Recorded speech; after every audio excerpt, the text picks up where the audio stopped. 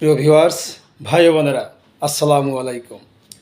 আজকে আমি আপনাদের সম্মুখে হাজির হয়েছি আমাদের এই সমাজের এবং এই দেশের একটি গুরুত্বপূর্ণ সামাজিক সমস্যা উপস্থাপন করার জন্য। আর সে সামাজিক সমস্যাটি হচ্ছে ঘুষ প্রথা।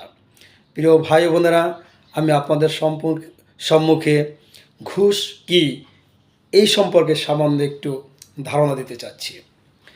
প্রিয় ভাই ও বোনেরা, ঘুষ একটি জঘন্যতম সামাজিক অপরাধ। এর অপর নাম উৎকোচ। হাদিসে ঘুষকে রিশওয়া বলা হয়েছে। যে বস্তু বা লাভের ব্যক্তির কোনো অধিকার নেই, সে ব্যক্তি যদি দায়িত্বশীল কর্তৃপক্ষকে কোনো কিছু দেওয়ার মাধ্যমে সে অধিকার লাভ করে, তা ঘুষ বলে বিবেচিত হয়। ঘুষ শুধু অর্থের লেনদেন নয়, বরং অন্যায় সুবিধার জন্য যা কিছু করা হয় তাই ঘুষ। যেমন অর্থের বিনিময়ে চাকরি, অন্যায়কারী শনাক্ত হওয়ার পরেও তাকে অর্থের বিনিময়ে তাকে মুক্তি লাভ, এবং কোনো ব্যক্তি বা প্রাণী বা বস্তুকে অপহরণ করে তারকে দেওয়ার জন্য যে মুক্তিপণ দাবি লাভ করা হয়, তাও ঘুষের আওতাভুক্ত। প্রিয় ভিউয়ার্স, এখানে আরেকটি কথা আপনাদেরকে বলতেই হয় যে মহান আল্লাহ তাআলা মনের খবর জানেন। আমি যদি কোনো ব্যক্তিকে কোনো উপঢৌকন বা উপহার দিয়ে থাকি এবং সেটা যদি কোনো বিনিময়ের জন্য দিয়ে থাকি, তাহলে তাও ঘুষের আওতাভুক্ত হবে।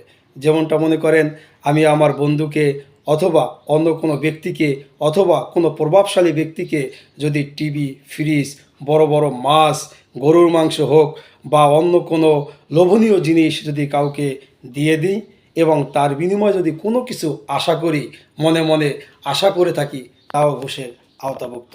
তাই মহান আল্লাহ তাআলা সূরা মাইদার 100 নম্বর আয়াতে বলুন মুহাম্মদ সাল্লাল্লাহু আলাইহি সাল্লাম, হারাম ও অপবিত্র জীবিকা এবং পবিত্র জীবিকা সমান নয়, যদিও হারামের আধিক্য তোমাদের বিস্মিত করে।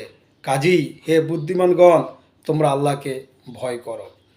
তো প্রিয় ভিউয়ার্স, এখানে কথা হচ্ছে আমার মনের, আমার অন্তরের খবর মহান আল্লাহ তাআলাই জানেন। তাই এই মনে মনে যদি কোনো কিছুভাবে সাব্যস্ত করে কোনো কিছু পাওয়ার জন্য কাউকে কিছু দেয়া হয়, তাও ঘুষের আওতাভুক্ত পড়ে। এই সমাজ আজকে দেখেন, এই ঘুষ একটি এত ভয়ঙ্কর সামাজিক সমস্যা, যা সমাজের শৃঙ্খলা, সৌহার্দ্য, সমৃদ্ধি, দায়িত্বশীল কর্তব্যনিষ্ঠা, মানবিকতা প্রভৃতির জন্য ঘুষ একটি হুমকি হয়ে দাঁড়িয়েছে। প্রিয় বন্ধুরা, তাই ঘুষ দেয়া এবং নেয়া উভয় অপরাধ।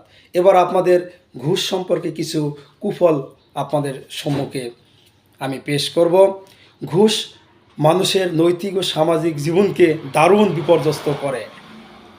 এর কুফল যেমন আমানতের খেয়ানত করা, অধিকার হরণ করা, মানুষের ক্ষতি করা, অর্থ আত্মসাৎ করা, হয়রানি করা, বিশৃঙ্খলা করা, ধর্মীয় কুফলসহ বিভিন্ন আরও অনেক রয়েছে। তো প্রিয় ভিউয়ার্স, আজ এই পর্যন্ত। আল্লাহ হাফেজ।